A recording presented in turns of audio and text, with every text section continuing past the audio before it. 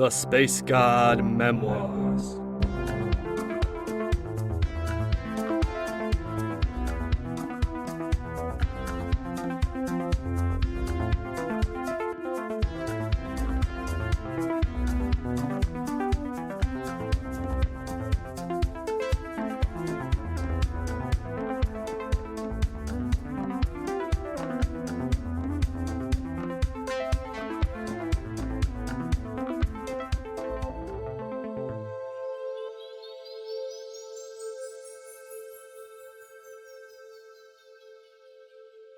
Season 3, Episode 14.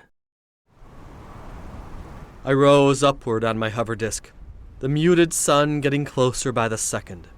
The only sound I could hear was the constant rush of wind, whipping at my hair, my clothing, my exposed skin. Over a kilometer below spread the entirety of the inner world city, its immense structures like toys from my vantage. I focused on the moment, on guiding my disk upward despite the racking winds, on maintaining the stealth mind as I slowly coasted towards the sun. I still wasn't certain I was doing the right thing, or the smart thing, but if even a portion of what Ninda told me was accurate, something had to be done. I surged forward through the sky, not looking directly at the artificial sun, but focusing on a tiny sliver on its lower right side. That'd be the entry point, according to the chart I'd viewed a moment ago. It wasn't really getting any hotter the closer I drew, but that was no surprise. Hundexal's sun was just a bunch of photon emitters and holograms, not an actual miniaturized star. Soon I began to see the drones orbiting it, flying in wide circles about half a kilometer out from the sun. One of them was about 10 meters from me, its pointed tetrahedral shell hovering in the air, its center glowing with a blue light. It began to drift closer to me, but I ignored it, sending most of my energy into my stealth mind. I flew past it on my left, the drone completely ignoring me. My path intersected the orbits of several more Tetra drones, but I wasn't concerned. No way these things were seeing me. They were only the first stage of security. Per the scant info available in the Monad, the solar heart chamber would be protected by these drones, some guardians, along with a series of security doors I'd have to bypass. That sliver in the sun's corner was growing more distinct. Soon I could see it as a solid metal wall, and as I skated to the right, away from the sun's beaming lights, its features became clearer. In moments I was behind the sun, looking at the enormous rounded steel wall of its backside. Near the lower center, I spotted a landing pad leading into the main entrance, where 2 Nentael stood guard before a closed archway. But I wasn't going to take the main entrance. I scanned my eyes over the nearby walls, searching for the maintenance access visible on the blueprint. And there it was, a few hundred feet above the landing pad. I floated my disk towards the person-sized hatch until it was within arm's reach. It was closed, but unlike most Nyar doors, it wasn't molded into the wall itself. The maintenance hatch was here in the event of a nanite failure, where an actual person needed to get in and fix things. It was still thought-locked, though, and I would need to get it open. There was a hint of movement from the platform below, someone emerging from the main doorway and making their rounds across the length of the landing area. It was too far away to see who. I pulled myself closer, hugging the wall near the maintenance hatch. About 15 seconds later, an oblong craft rose up from the landing pad and zoomed down towards the city. They hadn't spotted me. This was as good a time as any to make my way inside. I concentrated on the locked hatch in front of me, emptying my mind and getting into soul mask mode. The hatch had a low clearance level required. I didn't need to pretend I was Overseer Dryafar, just a simple technician, one of the many workers I had seen in the database who was assigned to the Solar Heart. Forgetting about Keph for a moment, I took on the persona of Hamongalvik, that one-eyed tech I had earlier been assigned to watch, who had recently been reassigned here. I embodied his stoic exterior, with a quiet, compassionate serenity. His background as a monastic wanderer on the sparsely populated desert world of Hubin. I didn't know the technician well, but I didn't need to. I had just enough surface traits to convince the simple-minded machine that I was him. Taking on those traits, I pushed them to the forefront of my consciousness and into the door, commanding it to open. Along with that command, I let it know that it didn't need to log this entry. This was just a standard ventilation system check, after all. Or so I told the computer mind. As the door clicked open, I lifted it and climbed inside. Casting off the identity of Himongalvik like a discarded coat, I shimmied into the tunnel. Within was an undecorated steel tube with just enough room for a person of my size to walk upright, leading straight into the artificial sun's innards. The walls were internally lit in a dull gray, providing just enough light to see ahead. Closing the hatch behind me, I strolled down the tunnel. To my left and right were various panels, which I ignored, not being the actual maintenance guy. I pressed forward until the tunnel reached a T-intersection. Per my internal map, this was as far as the maintenance tunnel would take me towards the solar heart. I stopped, looking at my feet, at a similar hatch to the one at the entrance. Again masking my identity with the technicians, I opened it with a thought and a touch, revealing a brightly lit white hallway. I paused before dropping down, seeing a shadow moving on the floor below, followed by the sound of heavy footfalls. An Entail, marching in patrol. I waited, letting it get out of sight, as its metallic, clunking boots were heard farther and farther away. Suvar's redirect module device weighed heavy on my belt loop, and I could feel it vibrating faintly. Again, I wondered if I should even be attempting this. There was something about those two furballs, particularly Ninda, that I just couldn't quite trust. But if they were right, if the Overseer, Sava Harthus, and a bunch of slimeball Nayar authorities were really planning some huge disaster to start a war, I had to do something. That last encounter with Ninda had practically forced me into this, forced me to make the choice of trusting her or potentially dooming everybody. I didn't like it one bit. I readied myself, pushing all remaining doubts into my stealth mind. I'd get to the Solar Heart, maybe get a bit more info before making my choice. I dropped down onto a smooth white floor, similarly colored walls rising up to a gabled ceiling. To my right, a set of neon yellow symbols projected from the wall, markers pointing the way to the Solar Heart. I peeked behind me, to where the corridor turned back to the main entrance. The Nentael patroller was barely in sight, just a Catman-shaped silhouette. But there'd be more of them. I quietly made my way forward, following the symbols that pointed the way, ignoring the various side halls, offices, or maintenance rooms. After about a minute of walking down that hall, I could see and hear more Nentael approaching. A duo, walking side by side down the wide corridor as they made their rounds. I dodged around a corner. Hugging the walls, I dove fully into my stealth mind, projecting an aura of non-detection around me. Just as expected, the Nentael duo passed, not giving me a glance, their steely gazes focused straight ahead. I continued deeper into the structure. Per the blueprints, I knew I was getting close to the heart. As I walked along the halls, my skin began tingling, particles of coalesced atra brushing across my auric field. It was stronger here. The air so thick with atra, it was like wading through honey. Just walking along, I felt energized, awake, my breath flowing more easily, my thoughts clearer. Ahead of me, the long corridor opened up into a wider circular chamber. From 200 feet away, I could already see the solar core, a golden sphere hovering between two platinum pillars. I fingered the device strapped to my belt, like a little metal starfish, cold but tingling with a subtle vibration. My goal was simple. Get the redirect module to the heart, place it, and leave. Per Ninda's instructions, that would be enough to stop the enemy's Atra siphon and prevent a disaster of galactic proportions. But between me and that core were a series of security barriers, visible as thin sheets of translucent energy obstructing the hallway, each one flickering with energetic runes. I approached the first barrier, the right-angled runes on its surface glowing a rusty red. This one was just a security clearance check. I could tell by looking at its code in the monad. With just a glance, I transmitted the security bypass tool Tabalnak had given me at the start of my mission. The runes faded, and I walked through the barrier with nothing but a tingle on my skin. The next barrier awaited me. I could sense the psychic energy resonating from it as I approached, and gazed upon its golden yellow runes, resembling interlocked circles. I took a step forward, and the translucent barrier grew opaque, solid. I could feel a weight on my chest, a sense of being watched, judged. "Only the worthy may pass," the austere techno voice of the barrier rang in my head. It was a virtue test. As it began to scan me, I sunk deeper into my stealth mind, preventing it from sensing my lowly virtue rankings. The sensors remained alert, the barrier still solid, awaiting one of sufficient character. As I waited in the pit of my stealth mind, I wondered if I could fake this.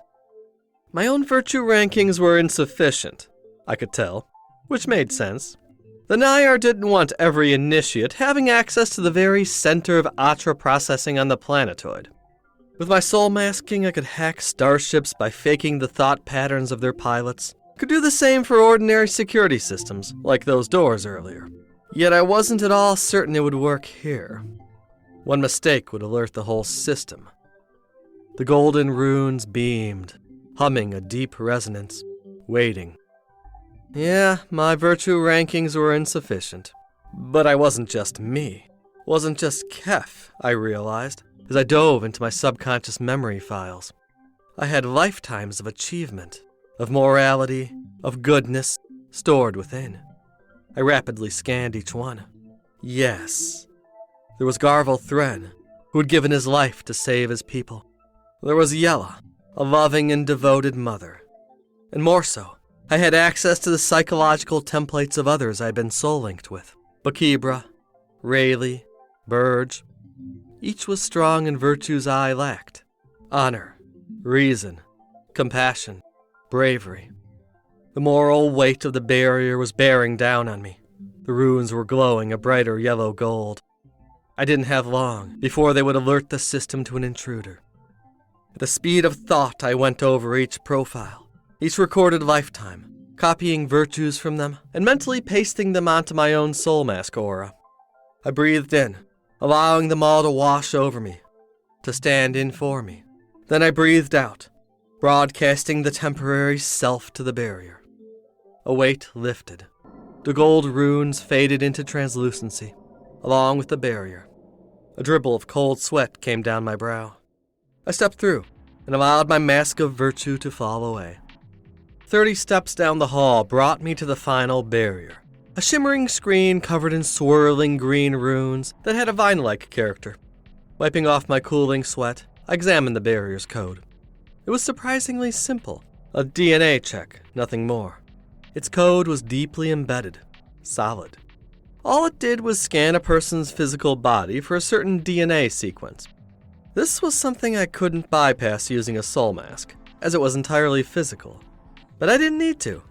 The code just scanned for DNA sequence VCMNU 445678, which I didn't have. No Nayar did. It was something the Veer biotechnology utilized, inherent in all their bodies, whether the actual Veer or their living constructs. I stepped through, unimpeded. Before me was my goal, the solar heart. I touched the redirect module on my belt, ready to take it out. But I paused, an odd sensation in my gut. That final barrier, it made me think. It hadn't been all that hard for me to get in here. Barring a few tricks of the stealther trade, I figured many competent Nayar would be able to do the same. The one type of person who definitely couldn't was a Veer, even a stealthy one. Suvar's device throbbed at my hip, causing a vibration to surge down my leg, as if it was aching to be used. Why was I the one who had to do this? I was here. If what Ninda said was true, then I could end all this craziness now. The Overseer, Seva Harthas, and their cabal would be foiled. Their plans for sparking a Nayar-Veer galactic war would end today. I just had to take out the redirect module and place it on the sphere. Again, I reached for it. My fingers gripped around it, a vibration thrumming up my hand and into my arm. A vision flashed through my mind's eye. Ninda, her puppy dog eyes staring up at me, urging me to finish this. Without thinking, I took a step forward, towards the reactor. There was something within, something unconscious, urging me to do this, like it was my duty, like I owed that little Parichi something. No! I stopped, forcing my hand off the redirect module. Closing my eyes, I let those unconscious thoughts flow into the compassion mind form, dissolving them in its meditative patterns. This just didn't feel right. Ninda, and even Suvar didn't feel right. Not long ago, I'd found out that Suvar had ascended alone. Ninda hadn't shown up until later, and her monadic entry was suspiciously sparse. As sparse as mine, and I was a spy. She said this was a Nayar plot, but that didn't all add up. The messages in those sigils, the allusions to the shattered master, those weren't the messages of Nayar conspirators, but rather someone else. Someone who wanted me to break into this facility and implant this device. They had used my distrust of the Nayar higher-ups to get me here, to bring this weird tech with me. I stopped, taking a breath. I was here. I was in the chamber, out of sight, undetected. Everything within seemed in order. The golden orb spinning between the platinum pillars, emitting the occasional bursts of light, sigils cascading across the surrounding walls. The Atra here was concentrated, strong, its particles orbiting the room in an orderly spiral. Nothing seemed contaminated, no sign of any overt interference. If the Atra funnel was here, it was well hidden. I moved away from the entry arch and leaned against one of the surrounding walls. Before I proceeded, I told myself, I had to find something out. Closing my eyes, I went inward, to the connection I made with Suvar, still present. I breathed in and out, and in seconds I was with him, seeing through his eyes. I was looking at a bedroom, quarters much like my own, albeit with smaller-scaled furniture. I was alone, or rather, Suvar was, sitting in a chair. It was his control chair. I could feel his small hands pressed against the indentations. He was about to go into the bardo. I zoomed down into Suvar's head, delving back into his memories, his past, just where I'd left off before being interrupted. Again, I viewed the memories of Suvar ascending from Garub, defeating the grim king Saladar, but at the cost of all his friends' lives.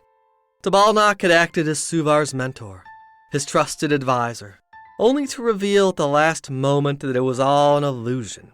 The entire world of Garub built to ascend new initiates into the Nayar Harmonium.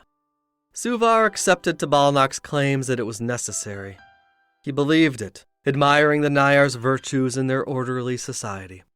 For many years he trained under Tabalnak in the jungle world of Ruse, studying within its hallowed temples.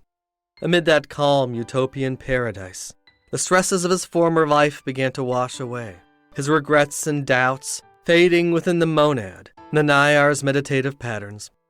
Suvar found a place among the Nayar, where his talents could be useful. As an Atra technologist, his innate skills would come in handy. Thus he was sent to the planetoid of Hundexel, the cosmic conduit. He dwelt within its white-walled city, an artificial place run in artificial cycles. His life became a routine, his daily labor of maintaining the Atraflow technology, of meditating, and walking the varied parks and entertainment halls of the planetoid. Much like I had found it, to Suvar it was numbing and lonely. He had contentment, but not joy. And though the Nayar pattern kept his darkest resentment in check, he still missed his friends, missed Ninda and the life of adventure they had led together. The days rolled into months and years, a constant regimen of work, meditation, and study. In that liminal space I could feel him, his shock, his loneliness, and a bitterness seething from within, building up. I was intimately connected to it, like they were my own feelings. Scrag, maybe they were. If this was how the Nayar did things, I wasn't totally sure I liked them. I had seen what they did on Aruvis, using me to take it back from the Vare through deception and legal loopholes. What they did on Garub was straight-up manipulation, using an entire world's population as an unwitting recruitment center, what they called a hero cycle planet. Honestly, didn't feel a whole lot better than the Vare's farm worlds that were built to harvest fear and pain. I flashed forward, pushing through the years of solitary existence, through the hazy reality of Suvar's feelings, his loneliness and despair. Then I saw him, standing in a tech-covered room, much like the one he worked in, before a raised dais. He had a frantic look in his eyes as he wove his hands through the air over the dais, lights and colors streaming from them as he worked the atra like a sculptor. I watched as Suvar created a figure, a hologram, which gradually took on substance, form, details. It was one of the Perici of Garib, like himself. Orange of fur, bright green eyes, a bushy tail. Oh, Scrag. It was Ninda.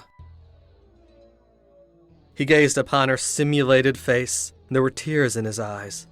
Suvar let out a breath, and I could sense him entering the image, imbuing it with Atratech programs, emotions, a voice and a thought pattern, all to resemble the girl he had grown up with, loved and then lost.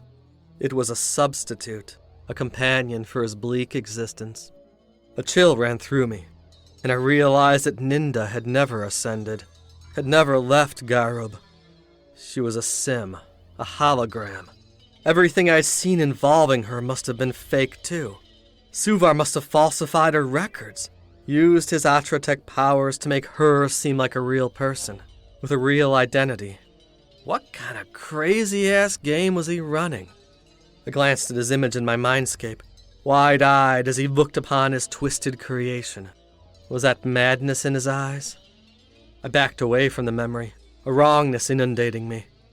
Again, I could see the swirling mass of his consciousness, throbbing in multicolored light, but within it floated blotches of darkness, like sunspots on the star of his soul, tainted patches of resentment, fear, and hatred. Suvar was a master of Atra technology. It was his talent. The absorbers, the holograms going hostile, the various pieces of tech in this facility turning against me. He shouldn't have had the power or experience to be able to do what he did, but it was all starting to make sense now.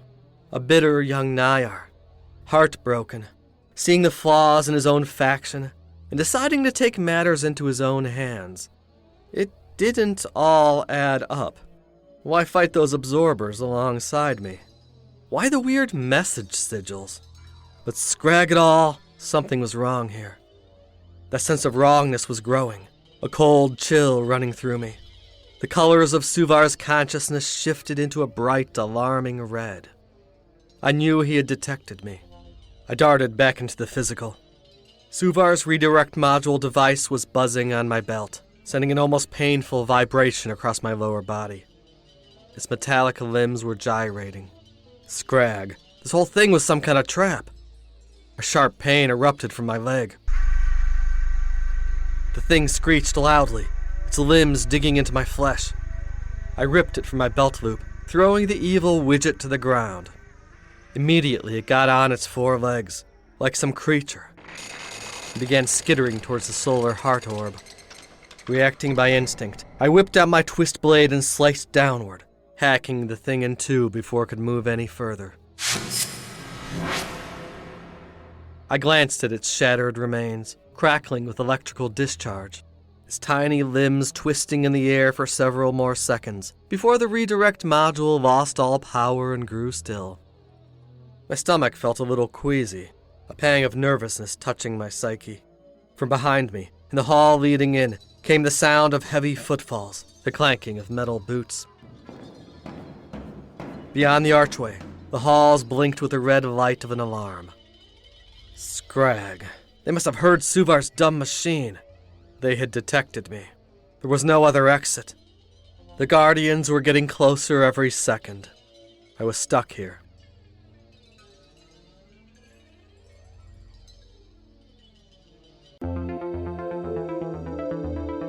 Thank you for listening to this episode of The Space God Memoirs.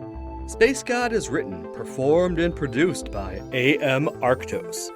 Original musical score by Alpha Colors. Various sound effects created by Industrial Strength Records Incorporated. Please support this podcast by following, rating, and sharing on your favorite social media site. For further info on Space God, its creator, and various other opinions, musings, and thoughts, go to www.spacegodmemoirs.com or follow me on Instagram, Twitter, or Facebook. If you enjoyed the Space God Memoirs, please consider supporting us by becoming a patron. Check out the Patreon link in our description to learn more.